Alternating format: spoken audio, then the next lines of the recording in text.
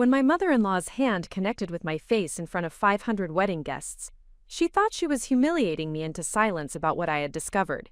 What she didn't realize was that I had spent months documenting her secret affair with my brother's business partner, and her public assault had just given me the perfect opportunity to expose 20 years of lies to everyone who mattered in her carefully constructed social world. Before we jump back in, tell us where you're tuning in from, and if this story touches you, make sure you're subscribed, because tomorrow I've saved something extra special for you. The champagne flute trembled slightly in my hand as I watched my brother Daniel adjust his bow tie for the third time in 10 minutes, his nervous energy filling the bridal suite at the prestigious Grandview estate. The morning sunlight streamed through the floor-to-ceiling windows, casting golden rays across the marble floors of what would soon become the backdrop for one of the most dramatic confrontations of my life. My name is Sarah Matthias, and I had always prided myself on being the peacekeeper in our family, the one who smoothed over conflicts and maintained harmony even when tensions ran high. At 32, I had built a successful career as a forensic accountant, specializing in uncovering financial irregularities and hidden assets for high-profile divorce cases. The irony of what I was about to reveal using those same investigative skills would not be lost on me in the hours to come. The wedding was meant to be a celebration of new beginnings. Daniel, my younger brother by 4 years, was marrying Isabella Chen, a brilliant pediatric surgeon who had captured his heart during their residency at Johns Hopkins. Their love story was the kind that restored faith in authentic relationships, built on mutual respect, shared values, and genuine partnership. Isabella brought out the best in Daniel, encouraging his artistic ambitions while supporting his decision to leave corporate law and pursue documentary filmmaking. The guest list represented the convergence of two accomplished families. Isabella's parents had immigrated from Taiwan in the 1980s and built a successful import business that now employed over 200 people. They had instilled in their daughter the values of hard work, education, and service to others that had shaped her into one of the most respected physicians in her field. Daniel had found in Isabella's family the warmth and acceptance that had sometimes been missing from our own upbringing. Our mother-in-law, Victoria Matthias, had orchestrated much of the wedding planning, with the precision of a military campaign and the budget of a small corporation. At 58, she commanded attention in any room she entered, her silver hair always perfectly styled, her wardrobe consisting exclusively of designer pieces that announced her social status to anyone who understood such signals.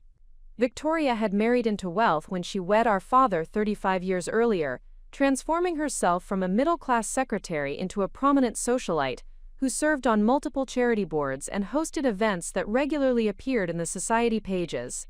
The relationship between Victoria and me had always been complex, characterized by her subtle disapproval of my career choices and lifestyle decisions. She had never explicitly stated her disappointment that I had chosen professional success over marriage and children, but her comments carried implications that were impossible to ignore. Every family gathering included questions about my dating life, suggestions about suitable men from prominent families, and observations about my biological clock that were delivered with the sharp precision of surgical instruments. Victoria's treatment of Isabella had been markedly different from her approach to my previous relationships. She had immediately embraced Daniel's fiancé, praising her accomplishments, her family background, and her obvious devotion to our family. This acceptance had surprised me initially, given Victoria's historical pattern of finding fault with anyone who threatened to claim her children's primary loyalty. I had attributed her enthusiasm to Isabella's professional status and her family's financial success, assuming that these factors outweighed Victoria's usual territorial instincts. The wedding preparations had consumed the better part of a year, with Victoria taking charge of arrangements that exceeded even her usual standards for elegance and extravagance. The Grandview estate had been reserved 18 months in advance, its grounds meticulously landscaped to provide the perfect backdrop for photographs that would undoubtedly appear in multiple publications. The catering contract alone exceeded the cost of most people's entire weddings, featuring a menu designed by a James Beard award-winning chef and wine selections curated by a master sommelier. 500 guests had been invited to witness the ceremony and celebration, representing a cross-section of business leaders, medical professionals, political figures, and social influencers whose presence would cement the event's status as one of the season's most significant gatherings. Victoria had spent months coordinating seating arrangements, ensuring that each table reflected careful consideration of professional relationships, social hierarchies, and potential networking opportunities. My role in the wedding preparations had been deliberately minimized, ostensibly to allow me to focus on my demanding career while Victoria handled the details that required her expertise in social planning. I had been assigned responsibility for coordinating the bachelor and bachelorette parties, arranging transportation for out-of-town guests, and managing the rehearsal dinner logistics. These tasks kept me busy, without giving me significant influence over the primary event planning or budget decisions. The restriction of my involvement had initially felt like a relief, given my busy work schedule and lack of enthusiasm for the social politics that Victoria navigated with such skill. However, as the months progressed, I began to notice patterns in her behavior that triggered my professional instincts for identifying hidden information and deceptive practices. Victoria's attention to detail, which had always been meticulous, had become obsessive regarding certain aspects of the wedding planning, while remaining surprisingly careless about others. The first anomaly I noticed involved the selection of vendors and service providers. Victoria had insisted on hiring specific photographers, florists, and entertainment companies, despite the availability of equally qualified alternatives at significantly lower costs. Her explanations for these choices focused on quality and reputation, but my research revealed that several of the preferred vendors had limited experience with events of this magnitude and scope. More concerning was Victoria's handling of the financial arrangements for these services. She had insisted on managing all payments personally, rather than allowing Daniel and Isabella to handle their own wedding expenses, despite their offers to contribute significantly to the costs. This control extended to requiring that all vendor communications be directed through her rather than the couple, creating an unusual level of intermediation that seemed unnecessary given the straightforward nature of most wedding planning tasks. The pattern that ultimately captured my professional attention involved Victoria's frequent meetings with James Caldwell, Daniel's business partner in their new documentary production company. James had invested substantially in their venture, providing both capital and industry connections that were crucial for their success. His involvement in their business was legitimate and necessary, but his presence at wedding planning meetings seemed excessive given his role as merely a groomsman and business associate. Victoria's explanation for James's involvement centered on his experience with event planning through his previous work in entertainment marketing. She argued that his insights were valuable for managing the media attention and publicity opportunities that the wedding would generate. This reasoning was plausible, but felt insufficient to justify the frequency and duration of their private consultations. My suspicions were further aroused by changes in Victoria's behavior and schedule that coincided with the intensification of wedding planning activities. She had always maintained a busy social calendar, but her new commitment seemed to require longer absences from home and less detailed explanations about her destinations and companions. Her explanations were consistent but vague, focusing on wedding-related errands and vendor meetings that could not be verified without appearing intrusive or suspicious. The transformation in Victoria's appearance and demeanor provided additional evidence that something significant was occurring in her life. Her wardrobe had become more youthful and fashion-forward, featuring styles and colors that departed from her typically conservative choices. Her fitness routine had intensified, resulting in visible weight loss and improved muscle tone that she attributed to stress management and preparation for the wedding photographs. These changes might have been attributed to the normal pressures and excitement associated with planning a major family event, but their timing and extent suggested influences beyond typical wedding stress. Victoria's energy levels had increased noticeably, and her mood had become more volatile, swinging between euphoric enthusiasm and sharp irritability without apparent external triggers. The investigation that would ultimately lead to my shocking discovery began almost by accident, when I offered to help Victoria organize her wedding planning documents and receipts for tax purposes. My forensic accounting background had taught me to maintain detailed financial records, and I assumed that Victoria would appreciate assistance in organizing the substantial expenses associated with the event. Victoria's reaction to my offer was surprisingly defensive, insisting that her record-keeping system was adequate and that my assistance was unnecessary. This response was inconsistent with her usual willingness to delegate tasks and accept help from family members. Her reluctance to share financial information seemed particularly unusual given that she had previously consulted me about tax strategies and investment decisions. The defensive response intensified my curiosity about what Victoria might be attempting to conceal. My professional experience had taught me that people who resist reasonable requests for transparency often have specific reasons for maintaining privacy that extend beyond general preferences for independence or control. I began paying closer attention to Victoria's activities and communications, not with any intention of invading her privacy, but rather to understand whether her behavior indicated problems that might affect our family or the wedding celebration. This observation was conducted discreetly and respectfully, focusing on publicly available information and family interactions, rather than intrusive surveillance or privacy violations. Preparing and narrating this story took us a lot of time, so if you are enjoying it, subscribe to our channel, it means a lot to us. Now back to the story. The evidence that emerged from this careful observation would ultimately reveal a situation far more complex and damaging than I had initially suspected, setting the stage for the confrontation that would occur on Daniel and Isabella's wedding day. Victoria's carefully constructed facade was beginning to show cracks that would soon expand into complete exposure, forever altering our family's dynamics and social standing.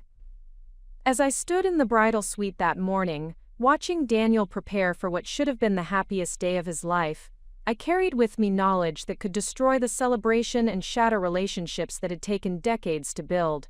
The weight of this information felt crushing, but I had not yet decided whether revealing the truth would serve justice or merely satisfy my own sense of moral outrage.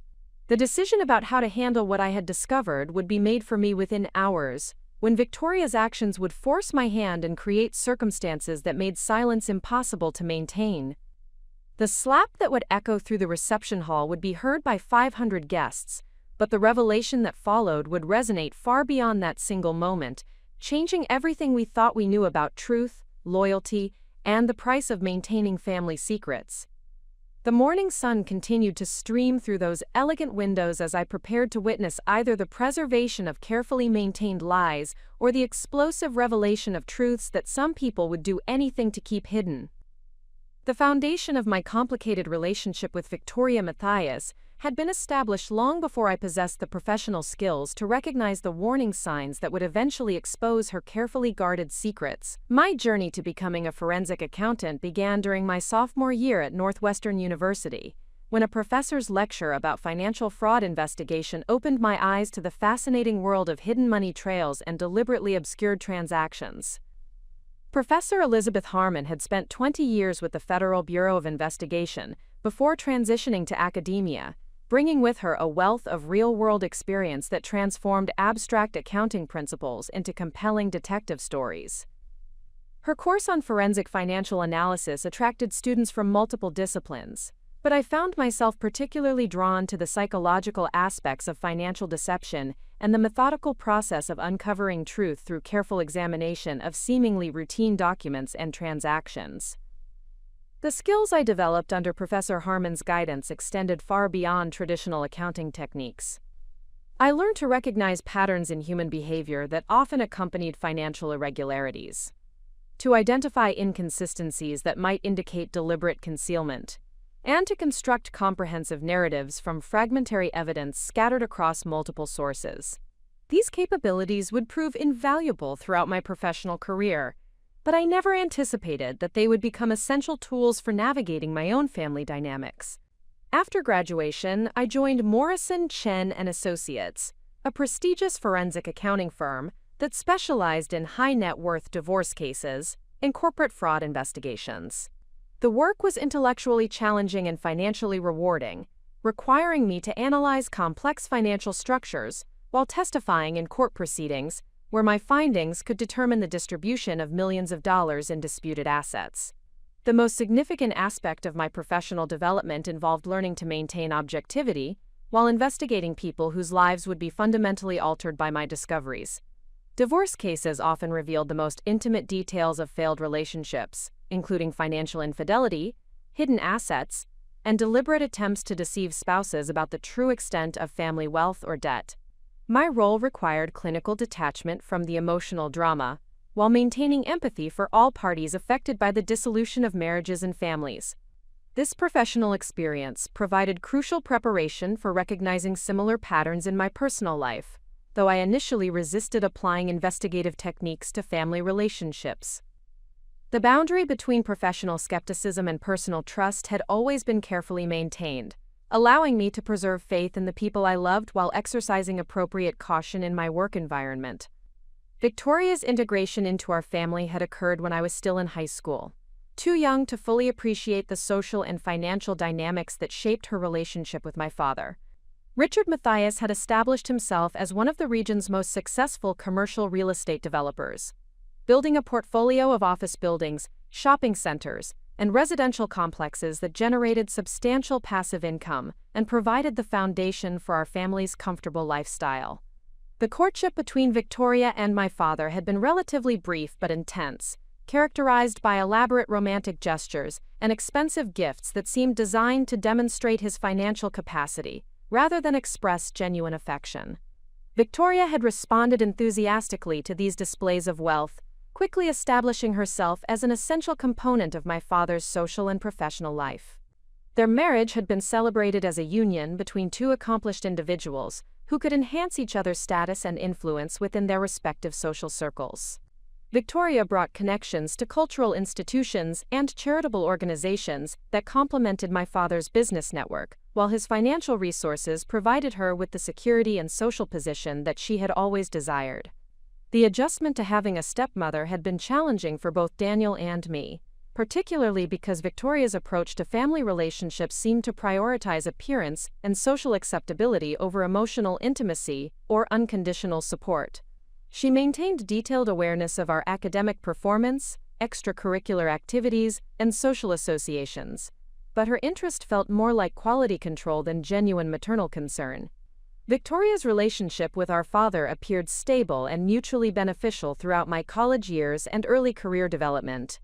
They traveled extensively, entertained frequently, and maintained separate but complementary social calendars that maximized their visibility within the community's elite circles. Their marriage seemed to function as a successful business partnership disguised as a romantic relationship, providing both parties with the status and security they desired. The first indication that this arrangement might be less stable than it appeared came during my father's 60th birthday celebration 3 years ago. Victoria had organized an elaborate party at their country club, inviting over 200 guests to celebrate what she described as a milestone worthy of special recognition. The event was flawlessly executed, featuring live entertainment, premium catering, and decorations that created an atmosphere of sophisticated elegance. However, I noticed during the celebration that Victoria seemed distracted and anxious despite the success of her planning efforts. She moved through the crowd with her usual social grace, but her smiles appeared forced, and her conversation lacked the sharp wit that typically characterized her interactions with friends and associates. When I approached her to compliment the arrangements, she responded with uncharacteristic nervousness, deflecting praise while scanning the room as if searching for someone specific. James Caldwell had been present at the birthday celebration in his capacity as a business associate who had recently begun collaborating with Daniel on documentary projects. At 45, James possessed the kind of rugged attractiveness that attracted attention without appearing calculated, combined with the confident charm of someone who had achieved success in a competitive industry. His background in entertainment marketing provided valuable expertise for Daniel's transition from law to filmmaking, making his involvement in our family's social events both natural and beneficial. The interaction between Victoria and James during the birthday party had seemed appropriately friendly but professionally distant, consistent with their roles as family member and business associate. However, my trained observation skills detected subtle signals that suggested a level of familiarity and comfort that exceeded what their official relationship would normally produce.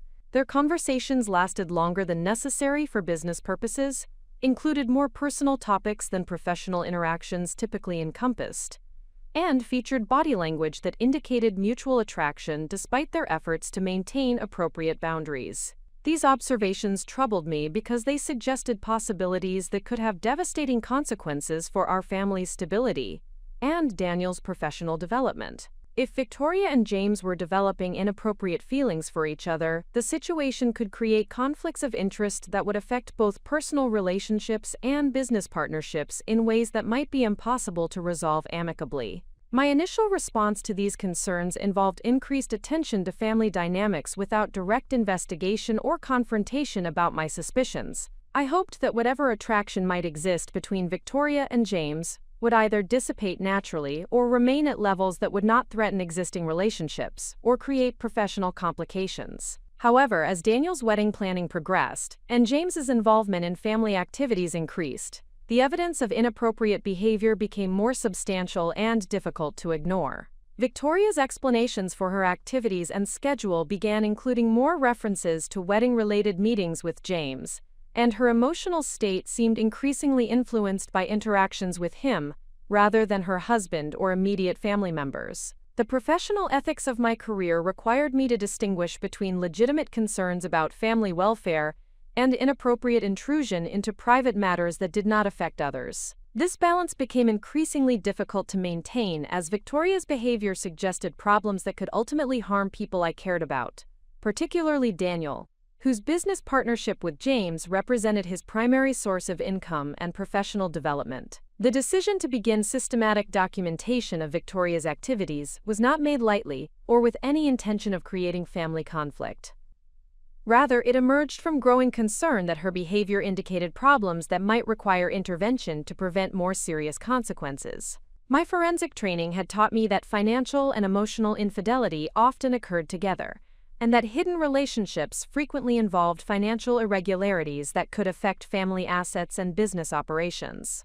The investigation that followed would reveal information far more damaging than I had initially suspected, creating moral obligations that would ultimately force me to choose between family harmony and protection of people who had the right to know the truth about relationships that affected their own lives and futures. As Daniel's wedding day approached, I carried with me detailed documentation of discoveries that could destroy relationships, devastate business partnerships, and forever alter our family's social standing within the community, where reputation and appearance were valued above almost everything else. The question that haunted me was not whether the information I had gathered was accurate, but whether revealing it would serve justice or merely satisfy my own sense of moral superiority. The morning of the wedding, as I watched my brother prepare for what he believed would be the beginning of his happiest chapter, I realized that the events of the day would force me to make choices about truth, loyalty, and responsibility that would define my character and determine the course of multiple lives for years to come. The transformation from dutiful stepdaughter to determined investigator required me to confront fundamental questions about loyalty, truth, and the responsibilities that accompany knowledge of potentially damaging information. This internal evolution occurred gradually over several months as evidence accumulated and my understanding of Victoria's deception deepened, forcing me to examine my own values and determine what actions my conscience would ultimately demand. The process began with professional curiosity that gradually evolved into moral obligation as the scope of Victoria's betrayal became apparent. My forensic accounting background had taught me to approach investigations systematically, gathering evidence methodically while maintaining objectivity about potential outcomes. However, applying these techniques to family relationships created emotional complications that no professional training could adequately address. The ethical framework that guided my decision-making had been established through years of handling sensitive divorce cases, where my discoveries would fundamentally alter people's lives and financial circumstances. These experiences taught me that truth, while often painful, generally served the interests of justice better than continued deception, particularly when hidden behaviors affected innocent parties who deserved accurate information about their circumstances. My relationship with Daniel provided the strongest motivation for pursuing the investigation to its conclusion, despite the potential consequences for family harmony and social standing. As the older sister, I had always felt protective of his interests and supportive of his dreams, even when his choices diverged from conventional expectations about career development and financial security. Daniel's decision to leave his lucrative law practice and pursue documentary filmmaking had required considerable courage and financial sacrifice. His partnership with James Caldwell represented not merely a business arrangement but a fundamental investment in his creative vision and professional fulfillment. The success of their collaborative efforts would determine whether Daniel could sustain his artistic pursuits or would be forced to return to legal practice that provided financial security but limited personal satisfaction. The potential impact of Victoria's affair on Daniel's business relationship with James created professional stakes that extended beyond personal betrayal or family embarrassment. If their romantic involvement became public knowledge, the resulting conflict could destroy the partnership that formed the foundation of Daniel's new career. Worse yet, if financial irregularities accompanied the personal relationship, Daniel could face legal and professional consequences that would affect his ability to work in either entertainment or legal fields. My protective instincts toward Daniel were complicated by genuine affection and respect for Isabella, whose integration into our family represented a positive development that I hoped would provide emotional stability and happiness that had sometimes been lacking in our childhood. Isabella's dedication to her medical career and her obvious love for Daniel created a relationship dynamic that seemed healthy and mutually supportive, contrasting sharply with the transactional nature of many relationships within our social circle. The prospect of revealing information that could overshadow or disrupt Daniel and Isabella's wedding celebration created significant internal conflict about timing and methodology.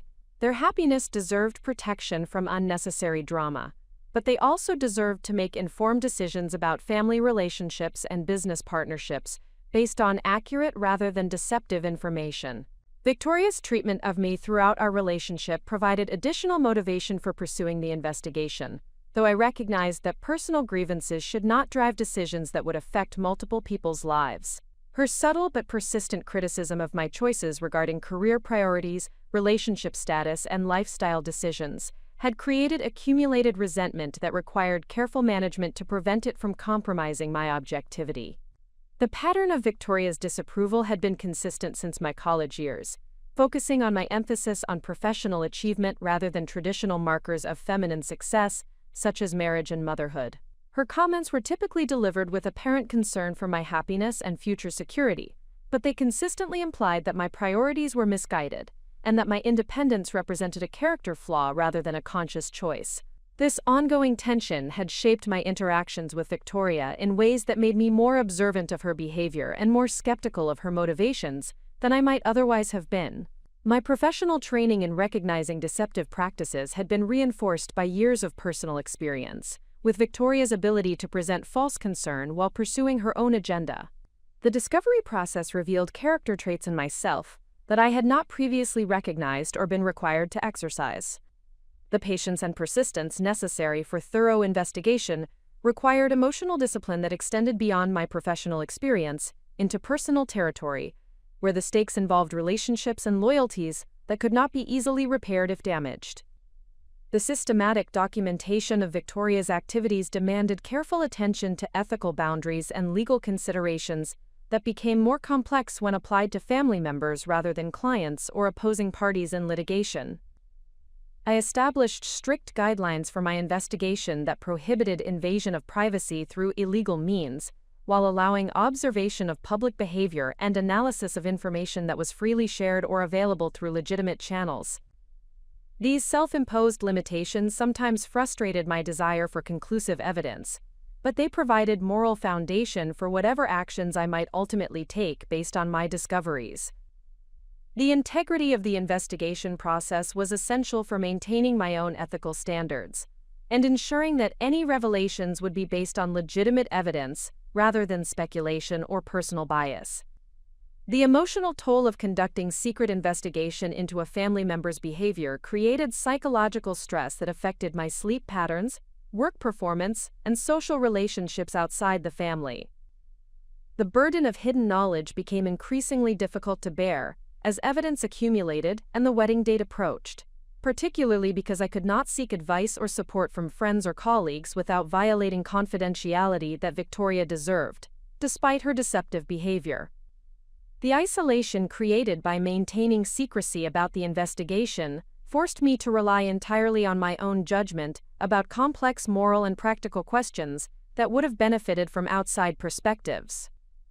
This independence strengthened my confidence in my analytical abilities while increasing the personal responsibility I felt for whatever outcomes might result from my eventual decisions. My professional reputation and career prospects also faced potential consequences depending on how I handled the situation and its aftermath. The forensic accounting field values discretion and professionalism above almost all other qualities, and any perception that I had misused investigative techniques for personal purposes could damage my credibility with clients and colleagues who relied on my objectivity and ethical standards. However, the same professional standards that created career risks also demanded action when evidence revealed behavior that could harm innocent parties or involved financial irregularities that affected business relationships. My obligation to protect Daniel's interests and ensure that Isabella entered marriage with accurate information about family dynamics created competing pressures that required careful consideration of both personal and professional ethical requirements. The development of my investigation skills during this period represented significant professional growth that would enhance my capabilities in future cases, despite the personal costs associated with their application to family circumstances. The experience taught me to maintain emotional equilibrium while processing disturbing information and to develop comprehensive understanding of complex relationship dynamics that involved financial and personal deception. The psychological preparation for eventual confrontation required me to anticipate various scenarios and develop strategies for managing reactions from family members who would be affected by revelations.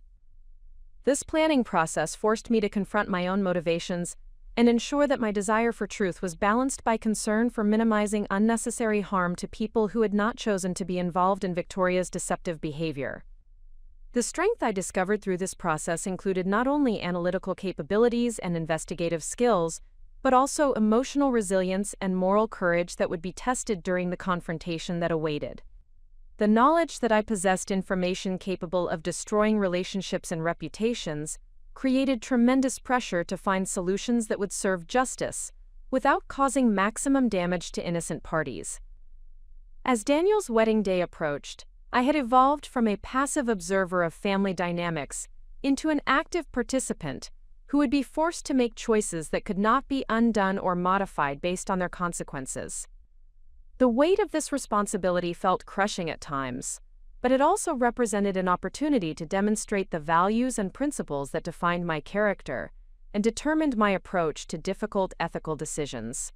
The morning of the wedding, as I prepared to witness what should have been a celebration of love and commitment, I carried with me not only damaging evidence about Victoria's betrayal, but also newfound understanding of my own capacity for courage, persistence, and moral action under challenging circumstances. The events that would unfold during the reception would test every aspect of this character development while determining whether my investigation had served worthy purposes or had simply satisfied personal desires for vindication and revenge. The external pressures that would ultimately force my hand began manifesting 6 weeks before the wedding, when Daniel approached me with concerns about financial irregularities in his business partnership with James Caldwell. The conversation took place in my downtown office, where Daniel had requested a meeting to discuss what he described as minor discrepancies in their company's financial statements that were causing him anxiety as their first major project neared completion. Daniel's documentary about urban education reform had attracted significant investor interest and pre-sale commitments from several streaming platforms, representing the kind of breakthrough success that could establish their production company as a serious player in the documentary film industry. The project's financial projections showed potential profits that would provide both partners with substantial returns on their initial investments, while funding future productions that could expand their creative and commercial reach. However, Daniel had noticed inconsistencies in expense reporting and budget allocations that seemed minor individually, but created patterns that troubled his naturally detail-oriented personality. James had assumed primary responsibility for financial management due to his background in entertainment business operations, but Daniel's legal training had taught him to review important documents carefully before signing agreements or approving expenditures. The specific concerns Daniel raised during our meeting involved expense categories that seemed excessive or poorly documented, including travel costs for business development meetings, equipment purchases that had not resulted in corresponding asset additions to their inventory, and consulting fees paid to vendors whose services Daniel could not clearly identify or verify. My initial analysis of the financial documents Daniel provided revealed irregularities that extended beyond simple bookkeeping errors or administrative oversights. The pattern suggested systematic diversion of funds through carefully constructed expense categories that would be difficult to detect without forensic examination, but represented significant amounts when accumulated over the 18-month partnership period. The most concerning discovery involved a series of payments to a consulting company called Strategic Media Solutions, which had allegedly provided market research and industry analysis services worth over $40,000 during the previous year.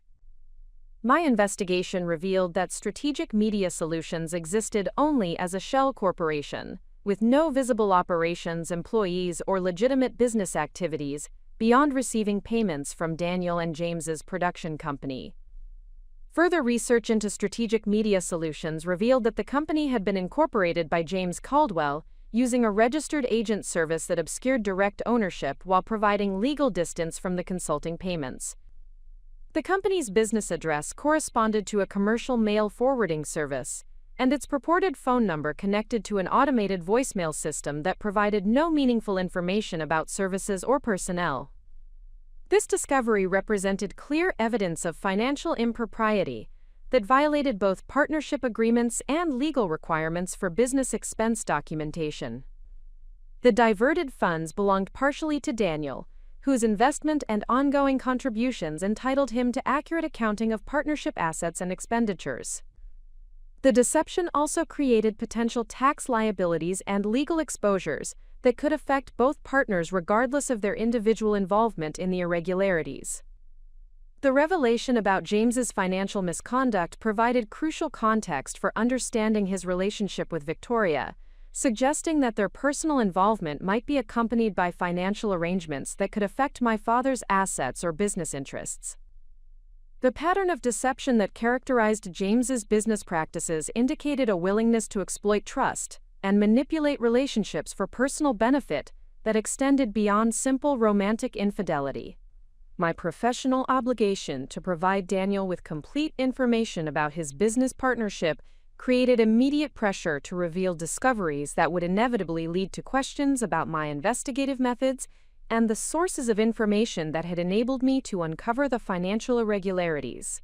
This disclosure would expose my knowledge about Victoria's activities while forcing me to explain the extent of my investigation into family members' private affairs. The timeline pressure created by the approaching wedding intensified these challenges by limiting the time available for careful consideration of options and strategies.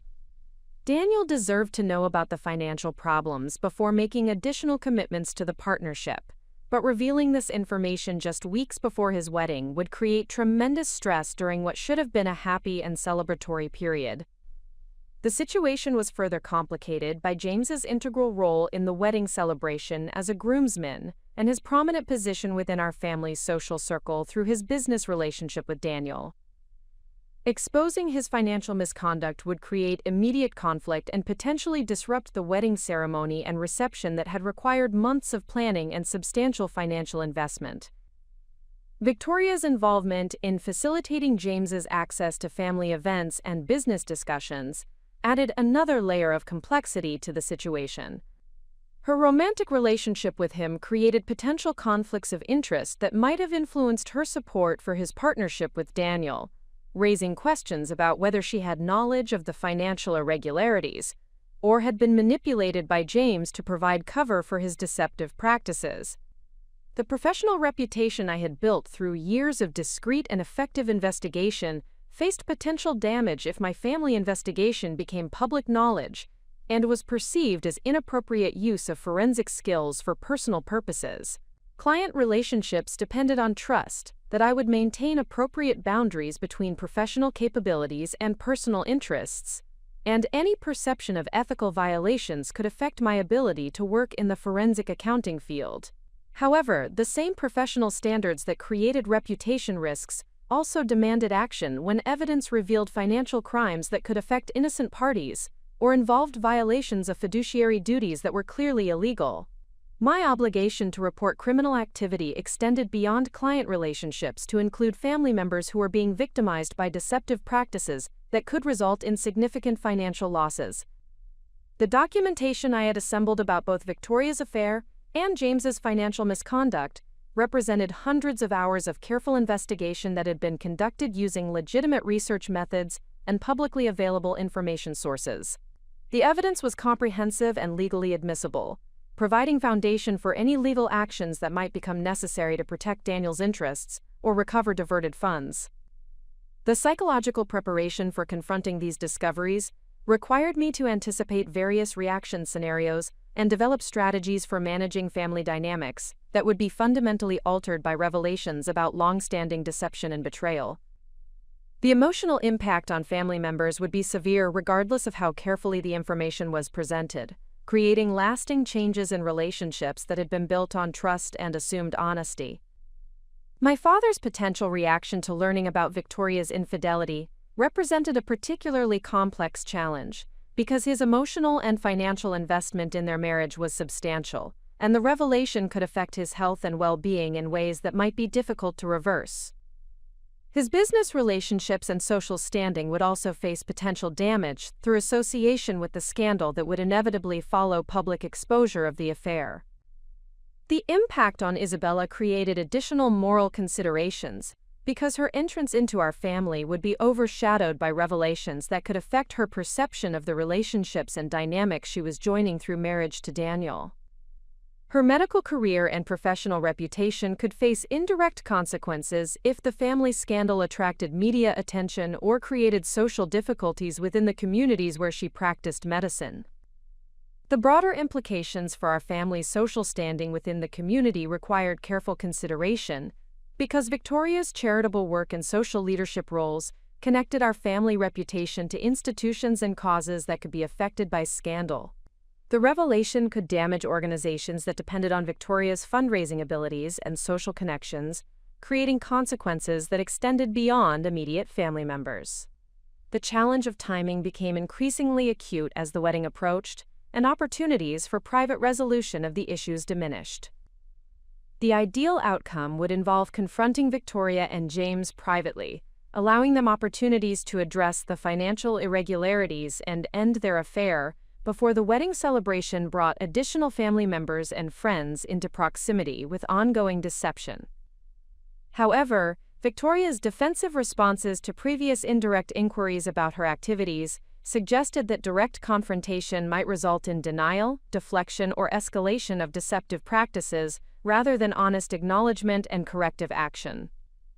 Her investment in maintaining the facade of respectability and social status created strong incentives for continued concealment rather than voluntary disclosure of damaging information.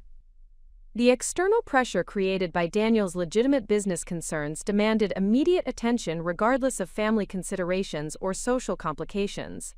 His financial security and professional reputation were being actively damaged by James's misconduct, and delay in addressing these issues could result in additional losses that would be difficult to recover through legal action. The confluence of these various pressures created circumstances where continued silence about my discoveries would constitute complicity in ongoing harm to family members, who trusted me to act in their best interests. The professional and personal ethical standards that guided my career demanded action to protect innocent parties, even when such action would create conflict and disruption within family relationships. The development of contingency plans for various disclosure scenarios required me to consider not only immediate reactions but also long-term consequences for family relationships, business operations, and legal proceedings that might follow exposure of the financial irregularities and personal betrayals I had discovered. As the wedding week arrived, external circumstances had created a situation where my knowledge of Victoria's affair and James's financial misconduct could no longer remain private without causing continued harm to people I cared about.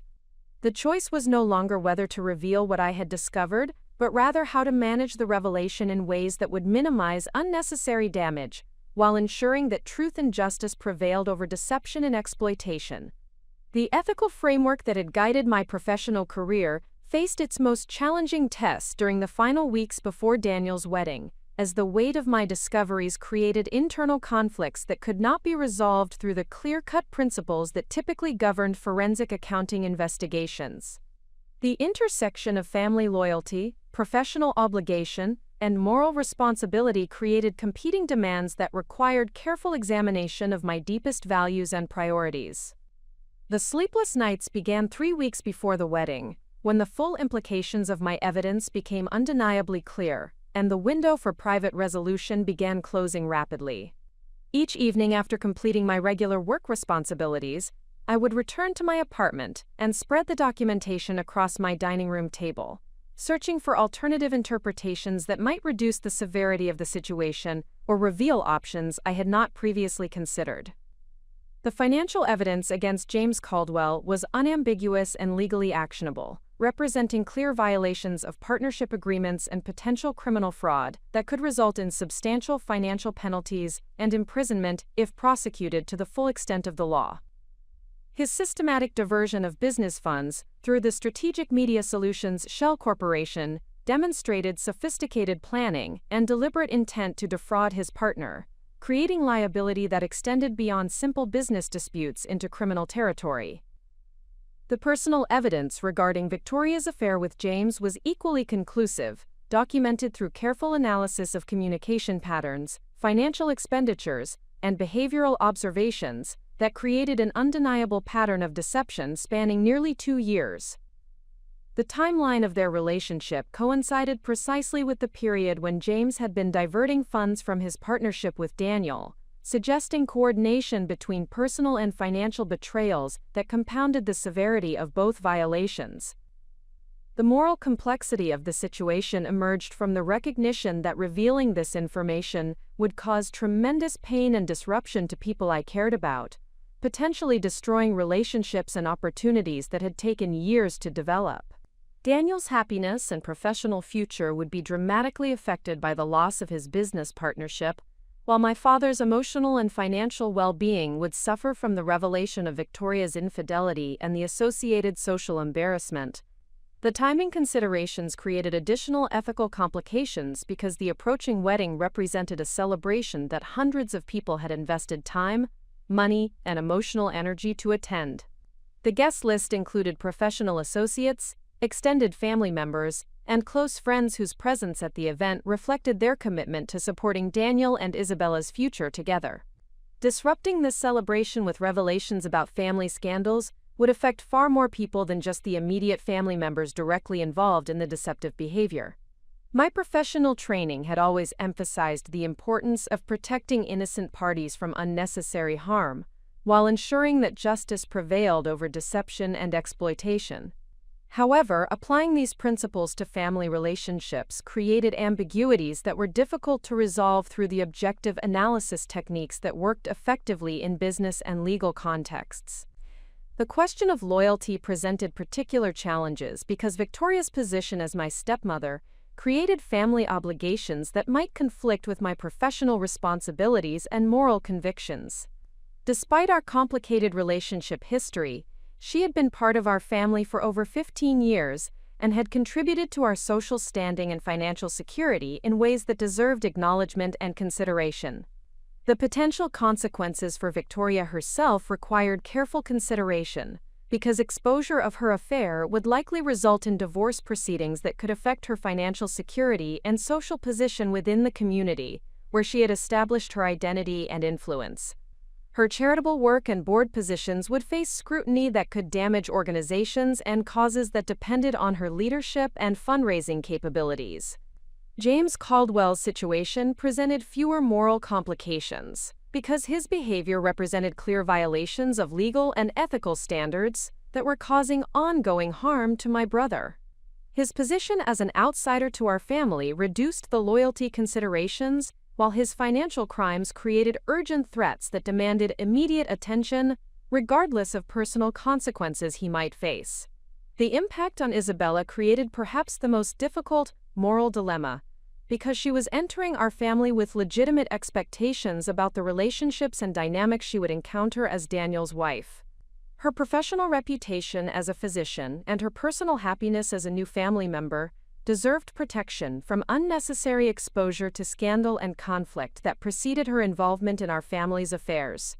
The broader implications for our family's reputation within the social and business communities, where we maintained important relationships, added another layer of complexity to the decision-making process. The scandal would inevitably attract media attention and public speculation that could affect business opportunities, social connections, and charitable activities that extended beyond the immediate family members. My own career prospects faced potential consequences depending on how I handled the situation and whether my investigation methods would be perceived as appropriate applications of professional skills or inappropriate invasions of family privacy.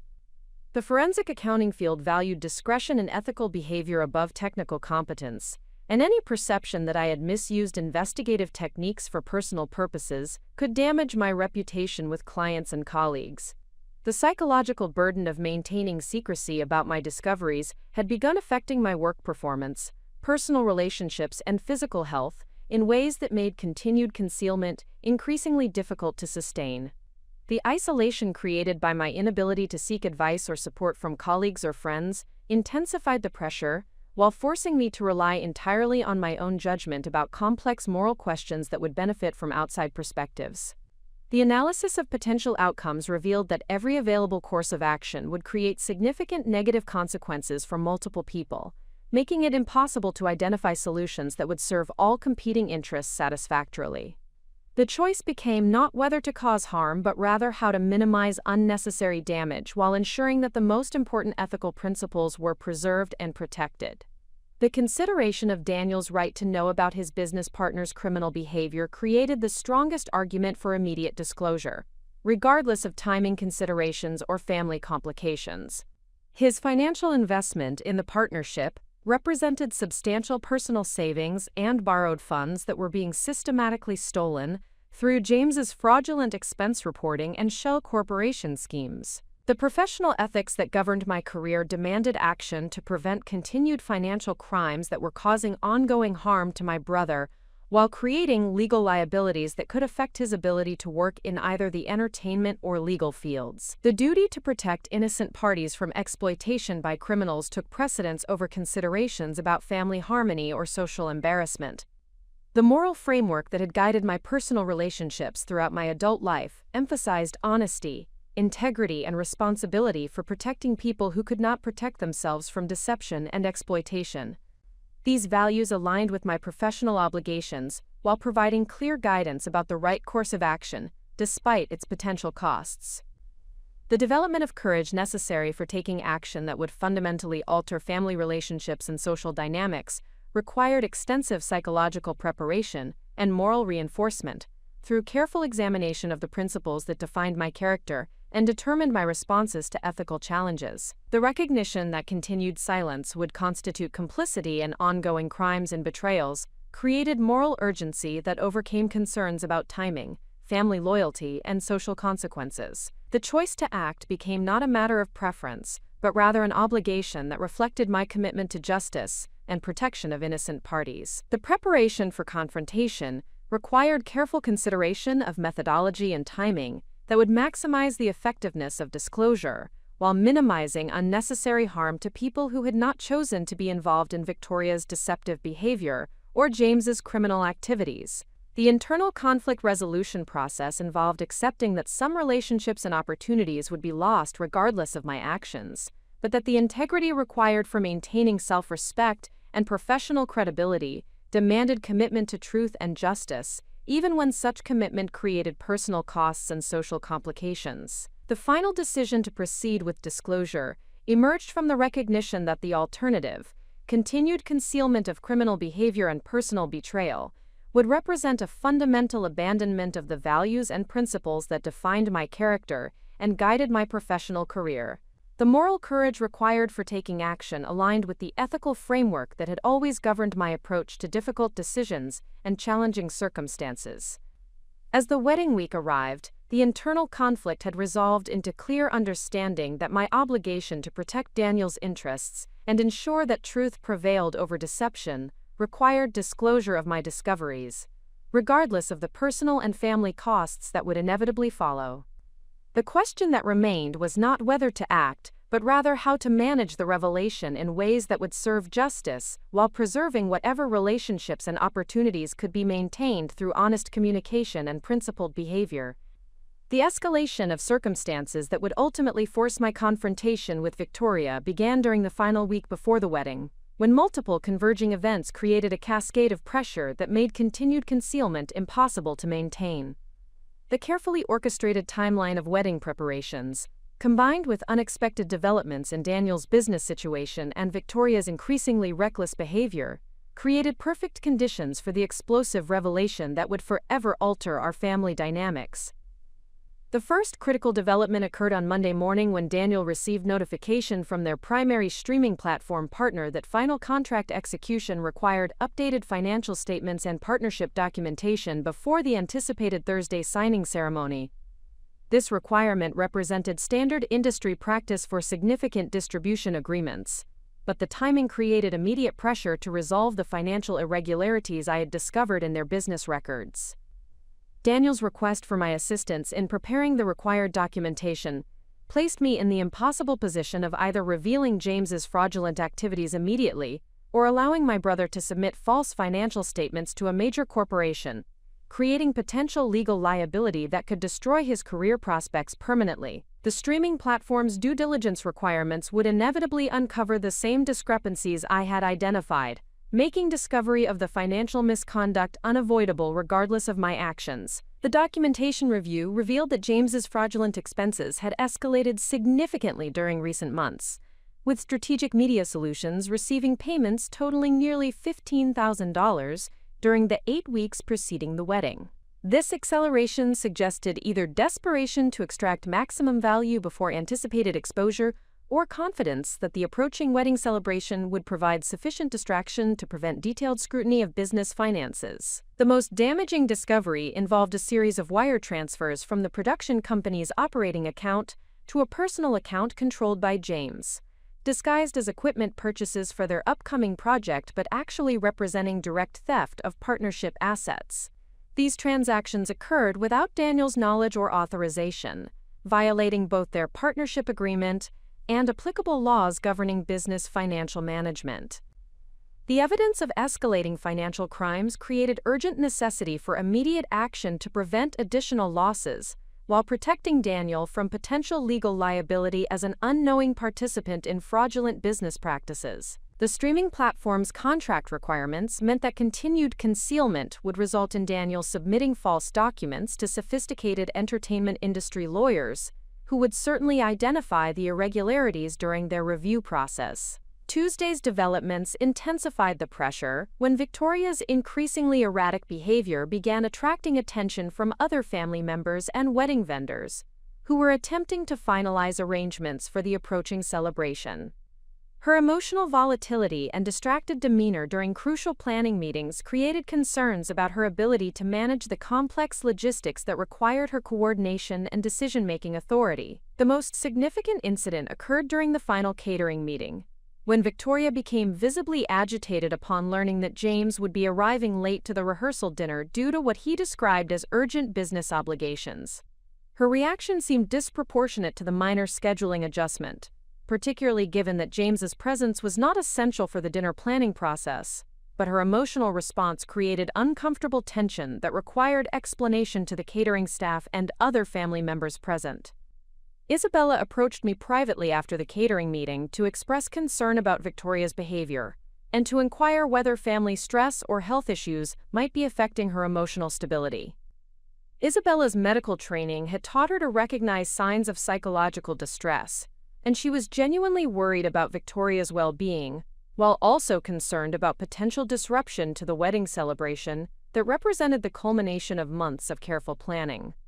My conversation with Isabella created another moral dilemma, because her direct question about Victoria's condition required either dishonest deflection or partial revelation of information that could help her understand the situation while preparing her for potential complications. Isabella's professional background and personal maturity suggested she could handle difficult information responsibly, but sharing details about the investigation would violate the confidentiality I had maintained throughout the discovery process. Wednesday brought the most challenging development when my father requested a private meeting to discuss his growing concerns about Victoria's recent behavior and to seek my perspective as someone with professional experience analyzing patterns of deceptive conduct.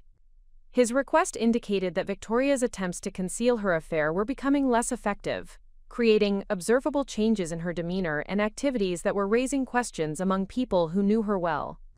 The conversation with my father revealed that he had noticed unexplained absences, secretive phone conversations, and changes in Victoria's emotional patterns that were causing him significant anxiety about their relationship. His business experience had taught him to recognize signs of deception, but his emotional investment in their marriage was creating cognitive dissonance that prevented him from acknowledging the obvious implications of Victoria's behavioral changes. My father's direct request for my professional assessment of Victoria's behavior created the most difficult ethical challenge of the entire investigation, because honesty would immediately expose the affair while potentially causing him serious emotional and health consequences. His cardiovascular condition and recent stress-related medical issues made him particularly vulnerable to the shock of learning about Victoria's betrayal, creating genuine concerns about the physical impact of revelation. However, my father's right to accurate information about his marriage and financial security took precedence over concerns about his emotional comfort, particularly given that continued deception was causing him obvious psychological distress while exposing him to potential financial liability through Victoria's relationship with James. The duty to protect him from ongoing harm required honest communication about the situation despite its potential consequences. The convergence of these various pressure points created circumstances where multiple family members were independently approaching the same conclusions about Victoria's deceptive behavior, making coordinated revelation more feasible, while reducing the isolation I had experienced throughout the investigation process. The recognition that others shared my concerns validated my observations while providing potential allies for managing the confrontation and its aftermath. Thursday morning brought final confirmation that disclosure could no longer be delayed when James attempted to pressure Daniel into signing additional financial agreements that would have expanded his access to partnership assets while further obscuring the fraudulent activities already documented in their business records. The proposed agreements contained provisions that would have made detection of his crimes more difficult, while increasing his ability to extract additional funds before anticipated exposure. Daniel's instinctive reluctance to sign the agreements without thorough review provided the opening I needed to reveal the financial irregularities I had discovered, while explaining the investigation methods that had uncovered the evidence. His initial shock and anger upon learning about James's systematic theft created immediate understanding of the necessity for legal action, while generating support for exposing the personal relationship that had facilitated the business crimes.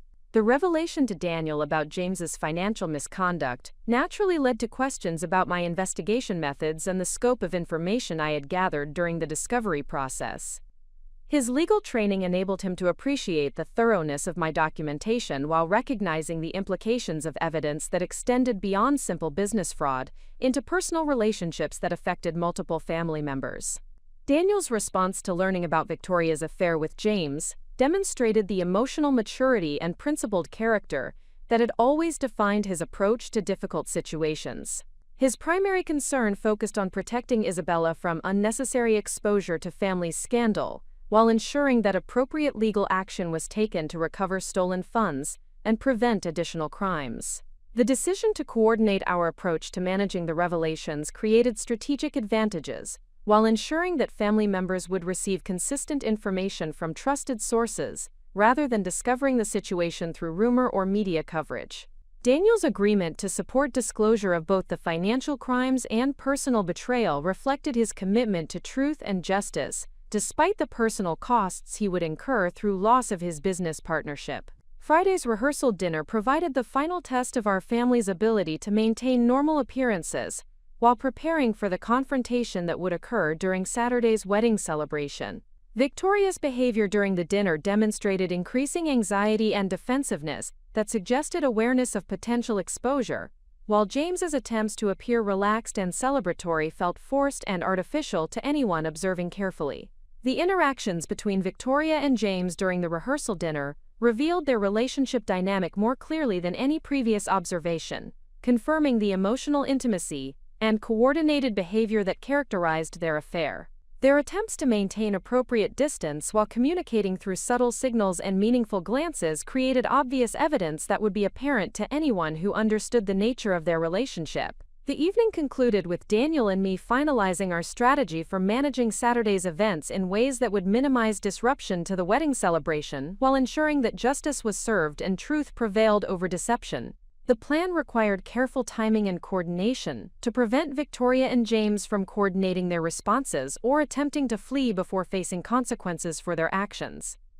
The rising tension had created circumstances where revelation became inevitable regardless of our specific actions, as multiple family members and business associates were independently discovering evidence of the deceptive behavior that could no longer be concealed through careful management and strategic distraction. The wedding celebration would provide the public forum, where truth would finally emerge from the shadows where it had been hidden through months of careful investigation and moral struggle. The catalyst event that would transform months of careful investigation into public confrontation began at precisely 4:47 p.m. on Saturday, during the cocktail hour preceding Daniel and Isabella's wedding reception at the Grandview Estate.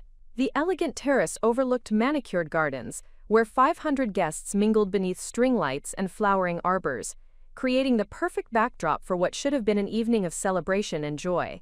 I had positioned myself strategically near the main entrance to the reception hall, monitoring the arrival of guests while maintaining visual contact with both Victoria and James as they navigated their separate social obligations. The afternoon ceremony had proceeded flawlessly, with Daniel and Isabella exchanging vows that reflected their genuine love and commitment, while their families and friends witnessed the beginning of their married life together.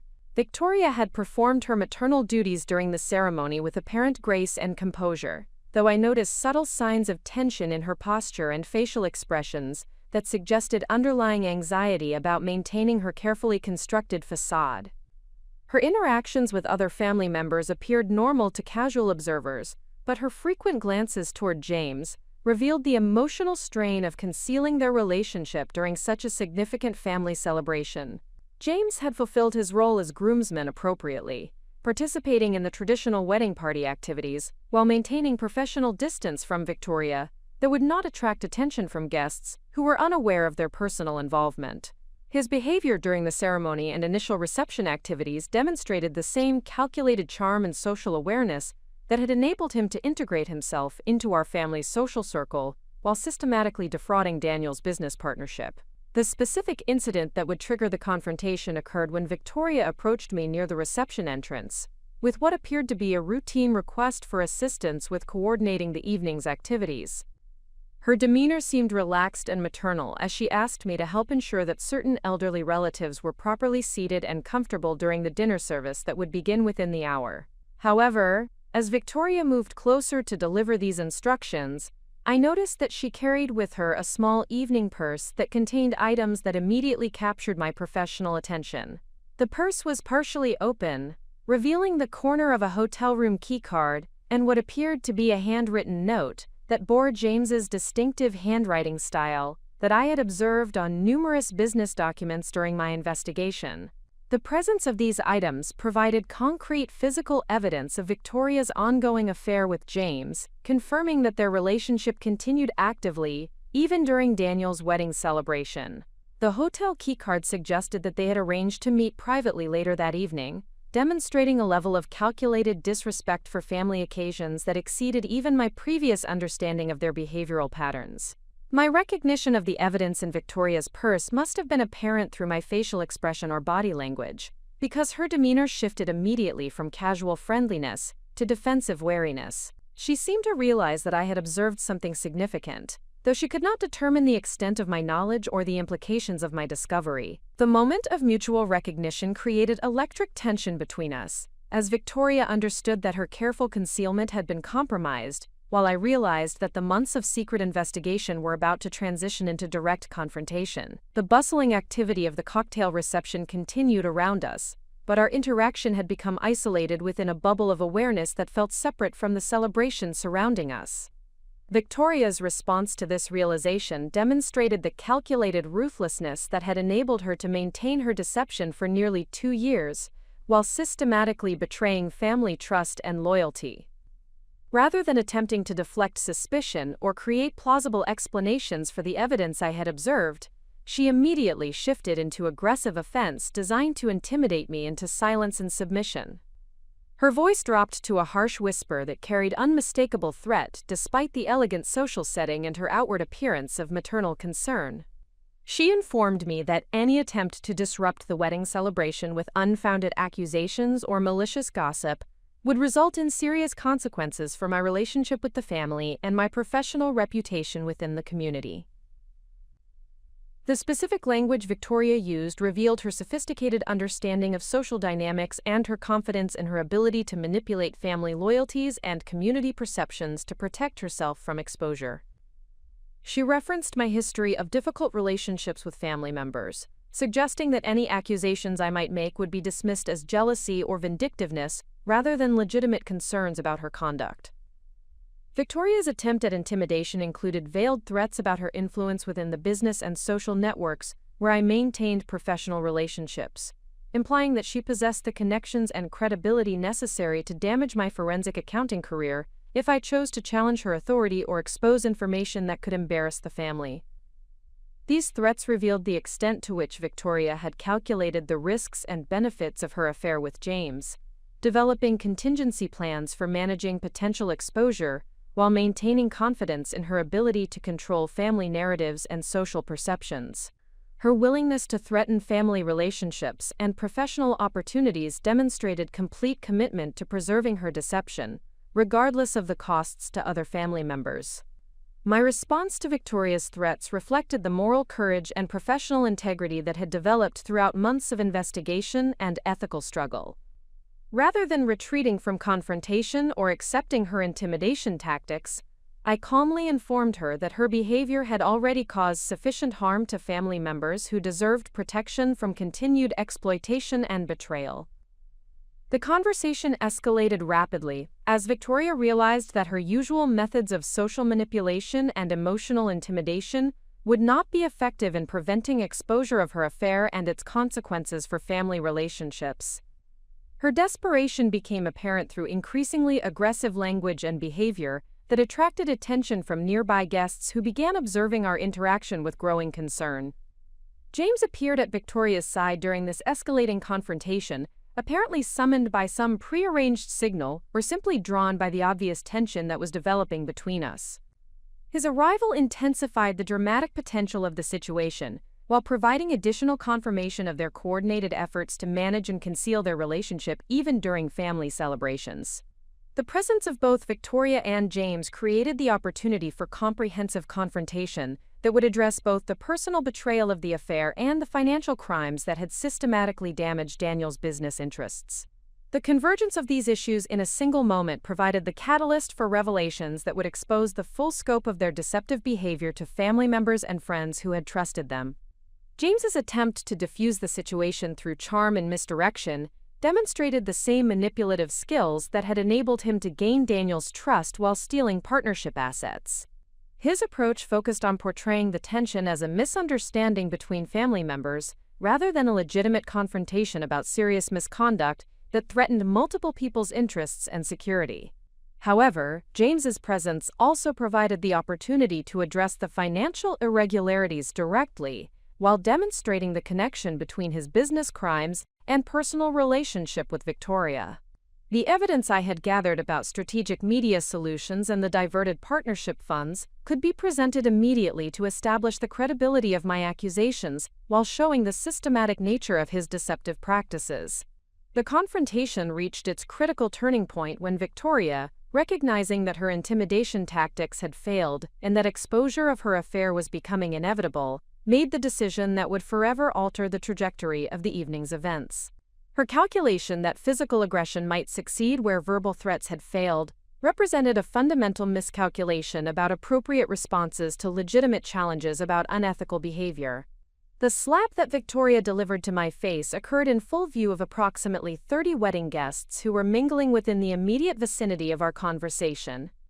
The sound of the impact carried clearly across the terrace area, causing conversations to pause and heads to turn toward our location, as people attempted to understand what had just occurred during what should have been a joyful family celebration. The physical assault provided the unmistakable catalyst that transformed private family conflict into public spectacle, while creating moral justification for immediate and comprehensive revelation of all information I had gathered during months of investigation. Victoria's decision to resort to violence demonstrated her desperation, while providing clear evidence of her willingness to harm family members who threatened to expose her deceptive behavior. The stunned silence that followed the slap created perfect conditions for the revelations that would expose 20 years of carefully constructed lies to the 500 guests who had gathered to celebrate Daniel and Isabella's wedding. The catalyst event had occurred. The point of no return had been reached, and the truth that had been hidden in shadows was about to emerge into the bright lights of public scrutiny and judgment. The transformation from secret investigation to public confrontation was complete, and the consequences that would follow would test every relationship, challenge every assumption, and reveal the true character of every person involved in the dramatic events that were about to unfold before an audience that had expected nothing more complicated than wedding cake and dancing beneath the stars. The aftermath of Victoria's slap created a suspended moment of absolute stillness that seemed to halt time itself across the elegant terrace of the Grandview estate. The sound of her hand connecting with my face had carried with crystalline clarity through the evening air, penetrating conversations and drawing the attention of guests who turned toward our location with expressions of shock and confusion that reflected their inability to comprehend what they had just witnessed. The physical impact of the assault was less significant than its symbolic meaning, and the moral clarity it provided regarding my obligations to reveal the truth that had been concealed through months of careful deception. Victoria's decision to resort to violence demonstrated her desperation, while simultaneously providing unassailable justification for comprehensive disclosure of information that would expose both her personal betrayal and James's systematic financial crimes. The silence that followed the slap extended for perhaps 10 seconds, though it felt substantially longer as I processed the implications of what had occurred, while observing the shocked faces of family members and friends who struggled to understand how such behavior could emerge during what should have been a celebration of love and commitment between Daniel and Isabella. My father appeared at my side almost immediately, having witnessed the assault from his position near the bar where he had been conversing with Isabella's parents about their shared experiences as professionals who had built successful careers while maintaining strong family relationships. His expression reflected genuine bewilderment as he attempted to reconcile Victoria's violent behavior with the composed social persona she had maintained throughout their marriage. Daniel materialized within moments, his protective instincts as my younger brother overriding his responsibilities as the groom whose wedding celebration was being disrupted by family conflict that threatened to overshadow the joy and significance of his marriage to Isabella. His immediate concern focused on my physical well-being, while his trained legal mind began processing the implications of what he had observed. Isabella approached with the professional composure that characterized her medical training, her physician instincts activated by the potential for injury, while her personal concern reflected her growing attachment to our family and her investment in maintaining relationships that would affect her future happiness as Daniel's wife. The convergence of these family members created natural audience for the revelations that could no longer be postponed or managed through private discussion and gradual disclosure. Victoria's public assault had transformed the situation from internal family matter into spectacle that demanded immediate explanation and resolution before the broader wedding audience who deserved understanding of what they had witnessed. Victoria's immediate response to the attention she had attracted demonstrated her recognition that intimidation tactics had failed catastrophically, while creating circumstances that made concealment of her affair impossible to maintain. Her attempt to regain control of the narrative focused on portraying her behavior as justified response to provocation, rather than acknowledgement of the systematic deception that had characterized her conduct for nearly 2 years. James positioned himself strategically behind Victoria in apparent gesture of support, though his body language suggested growing awareness that their carefully managed concealment was collapsing rapidly under scrutiny that would inevitably expose both personal and financial misconduct that could result in criminal prosecution and social disgrace. The point of no return had been reached through Victoria's own actions rather than strategic decisions on my part, creating moral authority for revelations that would serve justice while protecting innocent family members from continued exploitation. The physical assault provided clear evidence of her willingness to harm people who threatened her deception while demonstrating character traits that justified public exposure of her betrayal. My response to the immediate situation required balancing multiple competing considerations, including protection of Daniel and Isabella's wedding celebration, concern for my father's emotional well-being, respect for the hundreds of guests who had invested time and resources to attend the event, and obligation to ensure that truth prevailed over continued deception and manipulation. The decision to proceed with comprehensive revelation reflected recognition that partial disclosure would create more problems than complete transparency, particularly given that Victoria's violent behavior had already disrupted the celebration, while raising questions that could only be answered through honest explanation of the circumstances that had led to the confrontation. The strategic advantage created by Victoria's assault included moral authority that would make audience reception of difficult information more favorable, while providing clear justification for actions that might otherwise appear vindictive or inappropriate for family celebration. Her decision to resort to violence had eliminated ambiguity about appropriate responses to her behavior. The preparation for public disclosure required rapid mental organization of evidence and narrative structure that would communicate complex information clearly, while maintaining focus on protection of innocent parties rather than punishment of guilty individuals. The forensic accounting training that had enabled discovery of the deceptive behavior also provided skills for presenting findings effectively to audiences who lacked technical expertise. The audience that had gathered around our location included family members who deserved complete information about relationships that affected their own circumstances, business associates who needed understanding of financial irregularities that could impact their professional connections, and social acquaintances whose support networks included people whose behavior they should evaluate based on accurate rather than deceptive information. The recognition that continued concealment would constitute betrayal of trust, placed in me by family members who had shared their concerns and sought professional advice, created additional moral pressure for immediate disclosure, despite potential consequences for relationships and social standing that had been built over decades of careful cultivation. The transformation from private investigator to public advocate required psychological adjustment that drew upon professional experience testifying in legal proceedings, where complex financial information must be communicated clearly to judges and juries, whose decisions would determine distribution of substantial assets and resolution of disputed claims. The courage necessary for public confrontation emerged from months of investigation and moral struggle that had strengthened conviction about appropriate responses to systematic deception and exploitation of family relationships. The preparation period had provided time for psychological development that would enable effective action when circumstances demanded immediate response. The support provided by Daniel's presence created confidence that revelation would serve constructive purposes, rather than merely satisfying personal desires for vindication or revenge. His legal training and professional ethics aligned with my own commitment to justice, while his family relationships provided motivation for protecting innocent parties from continued harm. The broader implications of public disclosure included potential media attention and social scrutiny that would affect multiple family members and business relationships, but these consequences appeared less significant than continued protection of criminal behavior and personal betrayal that were causing ongoing harm to people who deserved truthful information about their circumstances. The final decision to proceed with comprehensive revelation emerged from recognition that Victoria's assault had created perfect conditions for disclosure, while providing moral authority that would maximize audience receptivity to difficult information. The point of no return had been reached through her actions, rather than strategic planning, creating natural opportunity for truth to emerge. The moment of commitment occurred when I stepped forward to address the gathered audience, while drawing upon months of preparation and professional experience to deliver information that would forever alter family relationships and social dynamics within our community.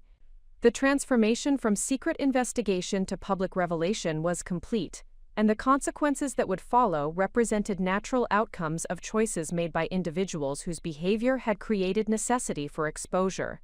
The psychological shift from observer to participant reflected character development that had occurred throughout the investigation process, strengthening moral courage while providing skills necessary for effective communication of complex information under challenging circumstances. The point of no return represented not merely tactical decision but fundamental commitment to values and principles that defined personal integrity and professional responsibility. The anticipation of audience response created natural anxiety, tempered by confidence that truth would ultimately serve everyone's best interests, including individuals whose behavior had created necessity for disclosure. The revelation that would follow represented opportunity for authentic relationships based on honest information rather than continued deception that served only narrow interests of guilty parties. The preparation for speaking to 500 wedding guests about family betrayal and financial crimes required drawing upon every aspect of professional training, while maintaining focus on protection of innocent parties and promotion of justice, rather than personal vindication or social revenge that would diminish moral authority of the disclosure. The moment I began speaking to the assembled wedding guests marked the culmination of months of investigation and moral struggle, transforming carefully documented evidence into public testimony that would expose systematic deception while protecting innocent family members from continued exploitation. The clarity of purpose that emerged from Victoria's assault provided the confidence necessary to address 500 people with information that would fundamentally alter their understanding of relationships and character judgments they had maintained for years.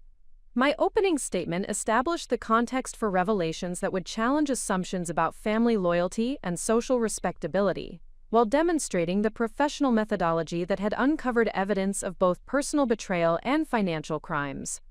The forensic accounting background that had enabled discovery of the deceptive behavior also provided credibility with audience members who recognized the thoroughness and objectivity required for such investigations. The systematic presentation of evidence began with documentation of Victoria's affair with James Caldwell, including detailed timeline analysis that demonstrated coordination between their personal relationship and his systematic theft of partnership assets from Daniel's documentary production company. The chronological correlation between romantic involvement and financial crimes provided clear evidence of conspiracy that extended beyond simple infidelity into criminal territory. The financial evidence received comprehensive explanation through accessible language that enabled non-technical audience members to understand the sophisticated methods James had employed to divert partnership funds while concealing his activities from Daniel and potential investors. The Strategic Media Solutions Shell Corporation represented particularly egregious example of premeditated fraud that demonstrated calculated intent to steal rather than simple mismanagement of business resources. The documentation of expense manipulation and unauthorized wire transfers provided concrete proof of criminal activity that exceeded $47,000 in verified losses, with additional suspicious transactions indicating potentially larger scope of financial misconduct that would require forensic audit to quantify completely. The systematic nature of the theft demonstrated professional-level fraud planning that had been executed over 18 months. The revelation of communication records and behavioral observations that confirmed the affair created comprehensive picture of deception that had affected multiple family relationships, while enabling financial crimes that threatened Daniel's professional future and personal financial security.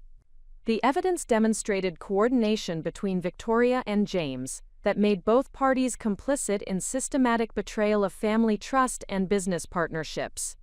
The audience response to these revelations reflected the shock and disbelief that typically accompany exposure of long-term deception, particularly when such behavior involves individuals who had maintained reputations for integrity and social responsibility within their professional and personal communities.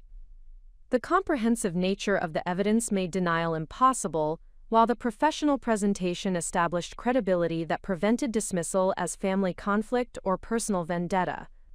Victoria's immediate reaction to public exposure demonstrated the desperate calculation that had characterized her behavior throughout the affair, as she attempted to minimize the significance of revelations while challenging the legitimacy of investigation methods that had uncovered her systematic deception. Her defensive responses provided additional confirmation of guilt, while revealing character traits that justified public disclosure of information that affected multiple innocent parties. James's response focused on deflection and misdirection, rather than substantive challenge to documented evidence, demonstrating awareness that forensic accounting discoveries could withstand legal scrutiny while creating criminal liability that extended beyond civil partnership disputes into territory requiring criminal prosecution. His attempt to minimize financial irregularities as bookkeeping errors reflected recognition that comprehensive audit would reveal additional misconduct. The family members present during the revelation experienced varying degrees of shock and anger as they processed implications of systematic deception that had affected their relationships and potentially their financial security. My father's reaction reflected particular devastation as 20 years of marriage revealed itself as partially fraudulent, while his trust and emotional investment had been exploited for purposes that benefited his wife's romantic relationship with another man. Daniel's response demonstrated the professional composure and analytical thinking that characterized his legal training, as he immediately began considering implications for business operations, legal liability, and recovery of stolen assets, while managing emotional impact of discovering that his trusted partner had systematically betrayed both personal and professional relationships.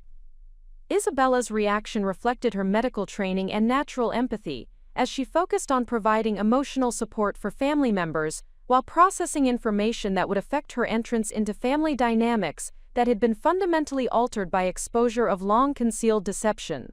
Her professional background enabled appreciation of investigation methodology, while her personal investment in family relationships created concern about long-term consequences. The broader audience of wedding guests included business associates, professional colleagues, and social acquaintances whose reactions would determine community response to revelations, while affecting future relationships and opportunities for all parties involved in the exposed misconduct. The diversity of perspectives represented in the audience ensured comprehensive evaluation of evidence from multiple professional and personal viewpoints. The professional validation of investigation methods occurred naturally, as guests with relevant expertise recognized thoroughness and objectivity of documentation, while appreciating ethical considerations that had guided disclosure decisions. The forensic accounting approach received particular recognition from business professionals, who understood complexity of financial fraud detection and prevention. The social implications of public revelation included immediate consequences for charitable organizations and community institutions, where Victoria had maintained leadership positions based on reputation and social standing that had been fundamentally compromised by exposure of systematic deception and associated financial crimes. The charitable community would require evaluation of potential impact on fundraising and governance activities. The legal ramifications began emerging immediately, as guests with legal backgrounds recognized criminal nature of documented financial misconduct, while appreciating civil implications for partnership dissolution and asset recovery that would require professional legal representation and potentially lengthy litigation processes. The business consequences extended beyond immediate partnership between Daniel and James to include relationships with investors, distribution partners, and industry colleagues whose confidence in business operations would be affected by exposure of systematic financial fraud that had been concealed through sophisticated deception methods. The personal relationships affected by revelations included extended family members, longtime friends, and social connections that had been built on assumptions about character and integrity that proved fundamentally inaccurate when subjected to professional investigation and objective analysis of behavioral patterns over extended time periods. The transformation of wedding celebration into forum for justice demonstrated how truth ultimately serves broader community interests, despite short-term disruption and emotional pain that accompany exposure of systematic deception. The wedding venue provided natural gathering of stakeholders who deserved accurate information about relationships and character assessments that affected their own decision-making processes. The courage required for public disclosure reflected months of preparation and moral development that had strengthened conviction about appropriate responses to criminal behavior and personal betrayal that threatened innocent parties who lacked information necessary for protecting their own interests and making informed decisions about relationships and business partnerships. The professional integrity that guided revelation methodology ensured comprehensive documentation, while maintaining ethical standards that would withstand legal scrutiny and community evaluation of investigation techniques and disclosure decisions. The forensic accounting training provided framework for objective analysis, while personal relationships created motivation for protecting family members from continued exploitation.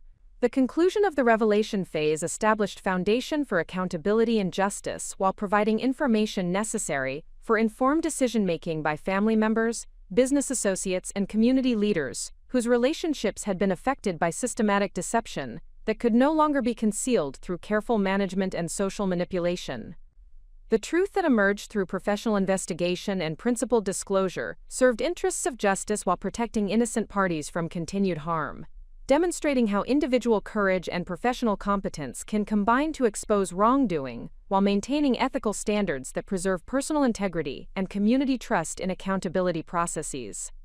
The initial wave of shocked silence that followed my comprehensive revelation gave way to a complex array of reactions among the 500 wedding guests, ranging from immediate acceptance of documented evidence to defensive skepticism from individuals whose personal or professional relationships with Victoria and James created resistance to acknowledging the systematic deception that had been exposed through months of careful investigation. The skepticism emerged primarily from three distinct groups within the wedding audience, each presenting unique challenges that required tailored responses based on their specific concerns and motivations for questioning the validity of evidence that clearly demonstrated both personal betrayal and financial crimes. The professional methodology that had guided the investigation process provided framework for addressing these challenges, while maintaining credibility and focus on factual documentation rather than emotional appeals or personal accusations.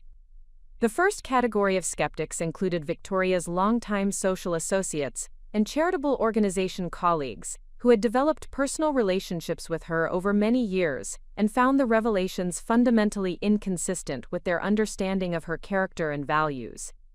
These individuals had witnessed Victoria's dedication to community service and philanthropic activities, creating cognitive dissonance when confronted with evidence of systematic deception and complicity in financial crimes that contradicted their personal experiences with her behavior. Margaret Wellington, the chairwoman of the Metropolitan Arts Foundation, where Victoria served as Vice President of Development, emerged as the most vocal representative of this skeptical group.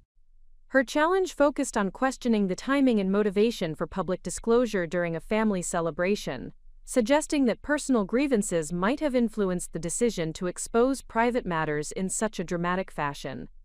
Her concerns reflected genuine confusion about reconciling documented evidence with years of positive professional collaboration and personal friendship.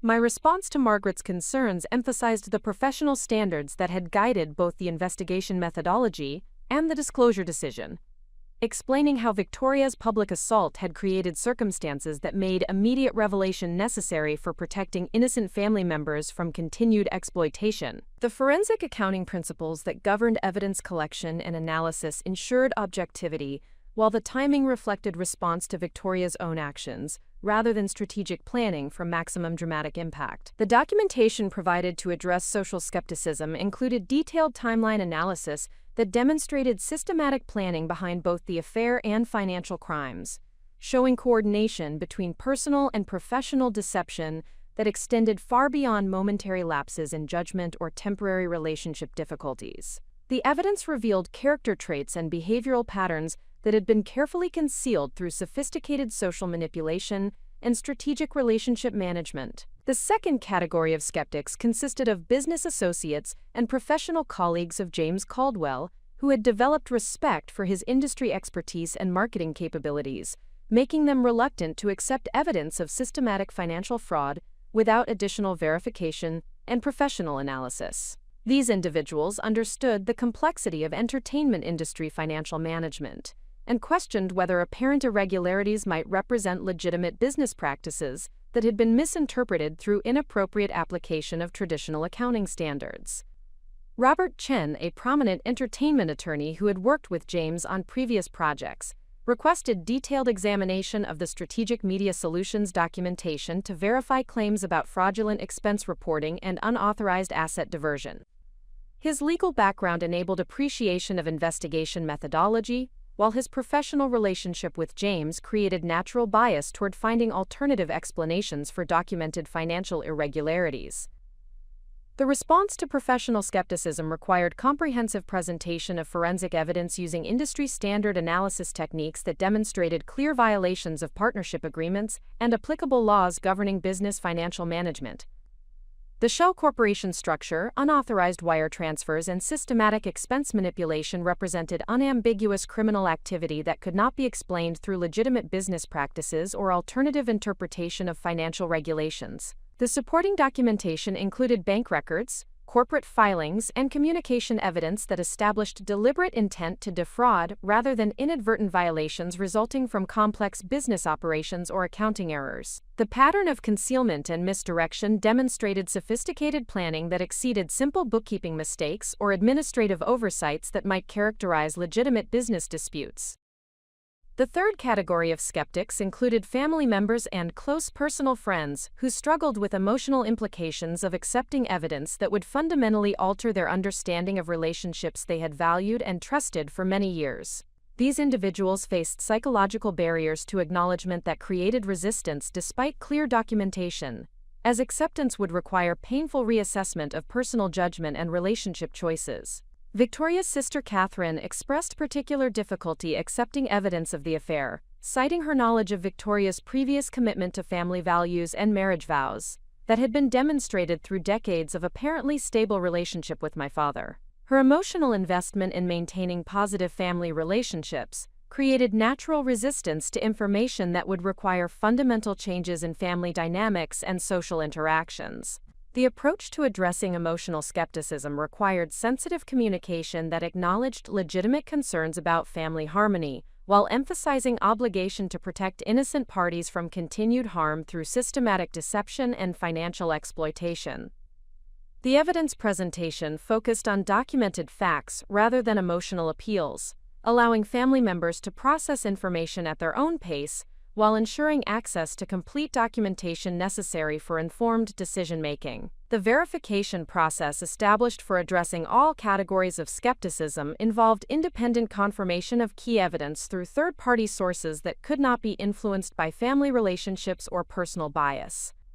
The bank records, corporate documents, and communication evidence could be verified through official channels that provided objective confirmation of investigation findings, while eliminating questions about selective presentation or interpretation of ambiguous information. The professional credentials and investigation methodology received validation from audience members with relevant expertise who recognized thoroughness and objectivity of documentation, while appreciating ethical considerations that had guided both evidence collection and disclosure decisions. The forensic accounting approach provided credibility that withstood scrutiny from legal, business, and financial professionals present among the wedding guests. The systematic response to skeptical challenges demonstrated how comprehensive documentation and professional methodology could overcome emotional resistance and cognitive bias, while maintaining focus on factual evidence rather than personal accusations or vindictive motivations. The investigation quality enabled confident presentation of findings while providing foundation for any legal proceedings that might follow exposure of criminal financial misconduct.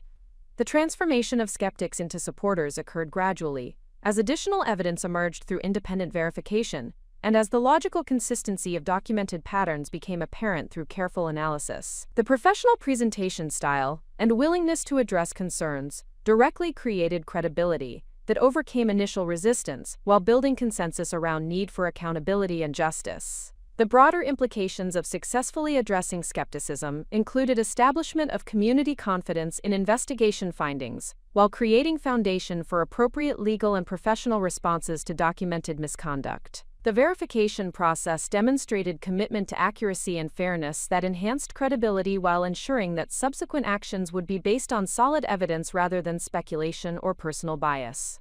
The courage required for maintaining professional standards while facing skeptical challenges reflected months of preparation and moral development that had strengthened conviction about appropriate responses to systematic deception and financial crimes.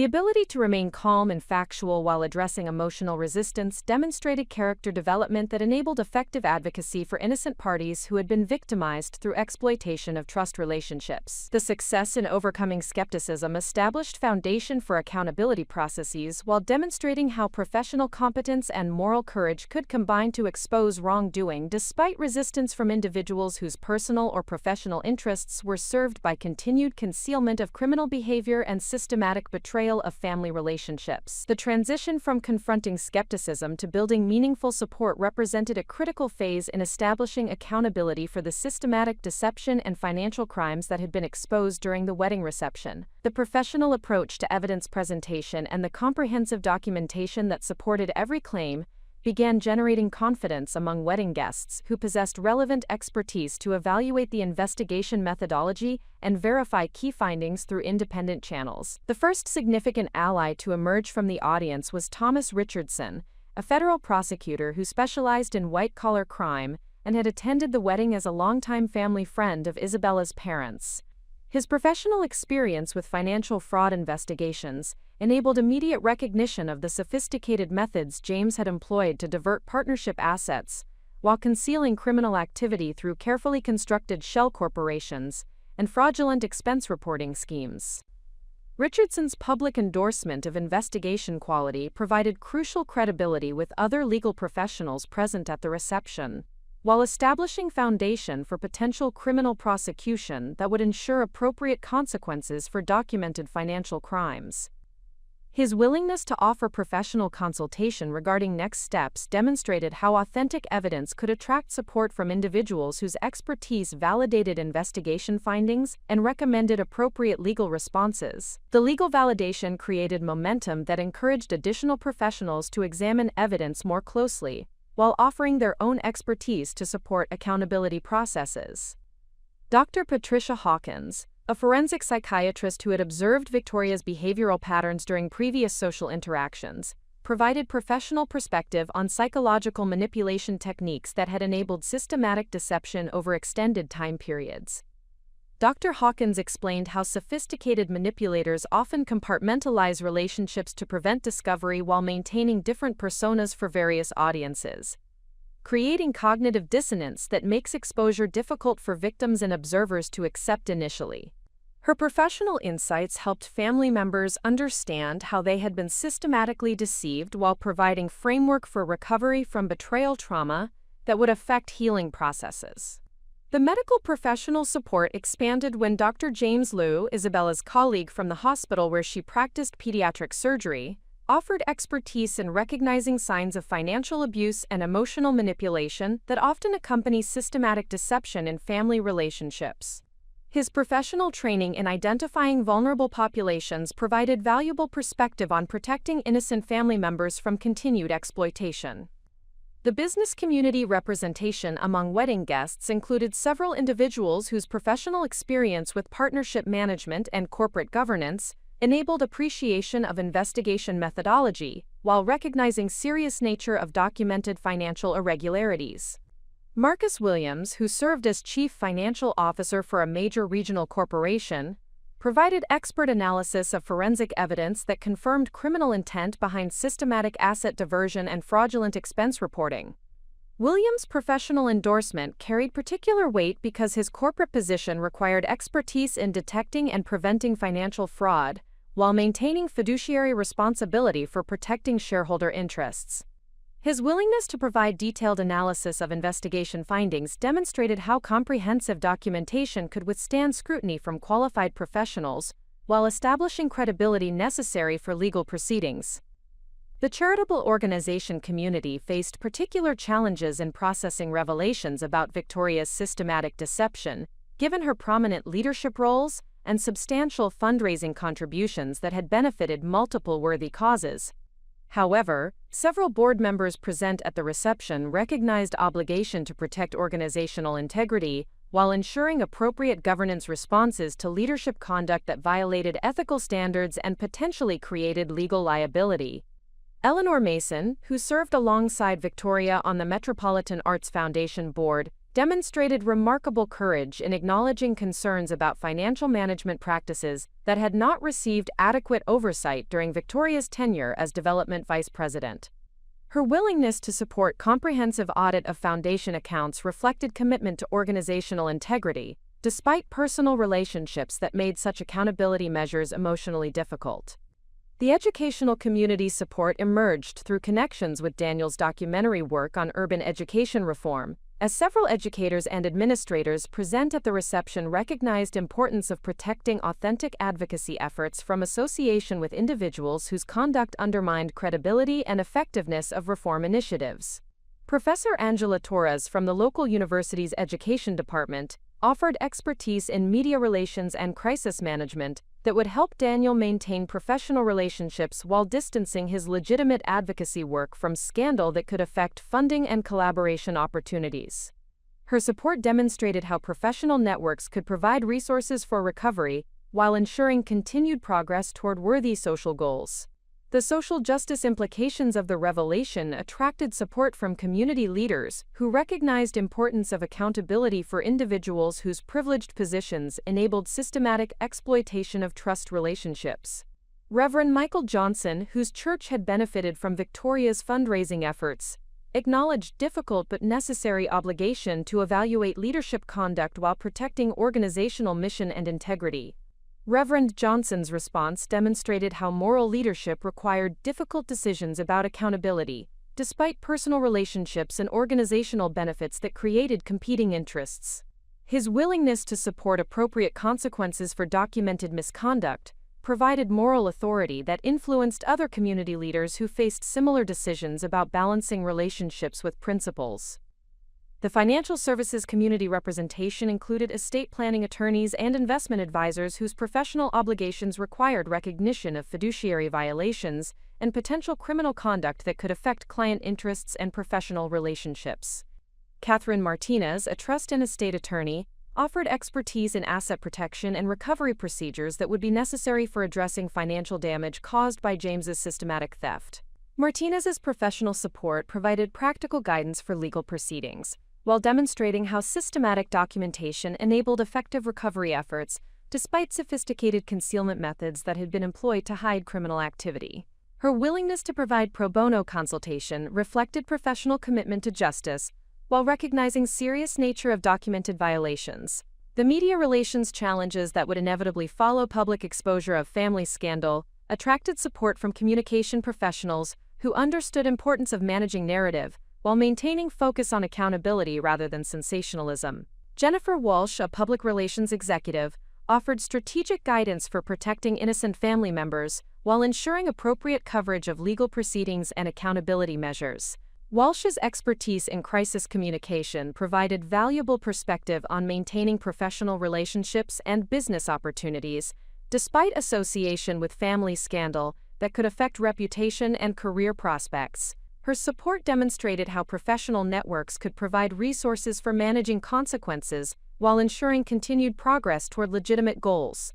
The international business connections represented among wedding guests included individuals whose global perspective provided valuable context for understanding sophisticated financial fraud schemes while appreciating investigation methodology that met international standards for evidence collection and analysis.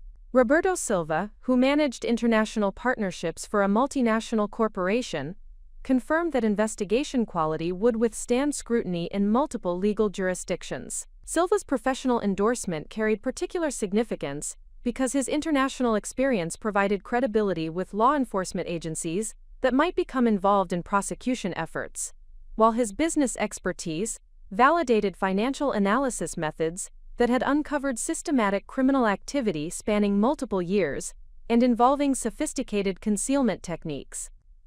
The technological expertise present among wedding guests included cybersecurity professionals and data analysts who could provide independent verification of digital evidence, while offering additional investigation capabilities that might uncover further evidence of systematic deception and financial crimes. David Park, a forensic technology consultant, offered resources for comprehensive digital forensic analysis. Park's technological expertise complemented traditional forensic accounting methods, while providing capabilities for investigating communication patterns and financial transactions that might reveal additional criminal activity requiring prosecution. His professional support demonstrated how contemporary investigation techniques could enhance traditional methods while maintaining legal standards necessary for successful prosecution efforts. The accumulation of professional support and expert validation created foundation for comprehensive accountability, while demonstrating how authentic evidence could generate community consensus around need for appropriate legal and social consequences. The willingness of respected professionals to offer expertise and resources reflected recognition that systematic deception and financial crimes required coordinated response from multiple disciplines and institutions. The professional validation and community support that emerged during the wedding reception created foundation for broader recognition of the investigation quality and its significance within legal, business, and social justice communities. The comprehensive documentation and ethical methodology that had guided the evidence collection process began attracting attention from institutions and organizations whose missions aligned with accountability and protection of innocent parties from systematic exploitation and financial crimes. The immediate recognition came from the State Bar Association's Ethics Committee, whose members had learned about the investigation through attorney Thomas Richardson's professional networks. The committee recognized the complex ethical considerations that had guided disclosure decisions, while appreciating thoroughness of documentation that would support legal proceedings and professional accountability measures for individuals whose conduct violated fiduciary obligations and criminal statutes. The Bar Association's interest reflected broader professional community recognition that systematic financial fraud within business partnerships represented serious threat to commercial relationships and legal standards governing fiduciary responsibility. The investigation methodology received particular attention because it demonstrated effective techniques for detecting sophisticated fraud schemes that had been designed to avoid traditional audit procedures and regulatory oversight mechanisms. The forensic accounting professional community provided additional recognition through the Association of Certified Fraud Examiners, whose regional chapter invited detailed presentation of investigation techniques and evidence collection methods that had successfully uncovered systematic criminal activity despite sophisticated concealment efforts. The professional development opportunity reflected recognition of investigation quality while providing platform for sharing expertise with colleagues facing similar challenges. The invitation to present investigation findings to fraud examination professionals created opportunity to demonstrate how traditional forensic accounting methods could be enhanced through careful behavioral analysis and systematic documentation of relationship patterns that often accompany financial crimes. The presentation would contribute to professional knowledge while establishing credibility within specialized field that valued thorough methodology and objective analysis.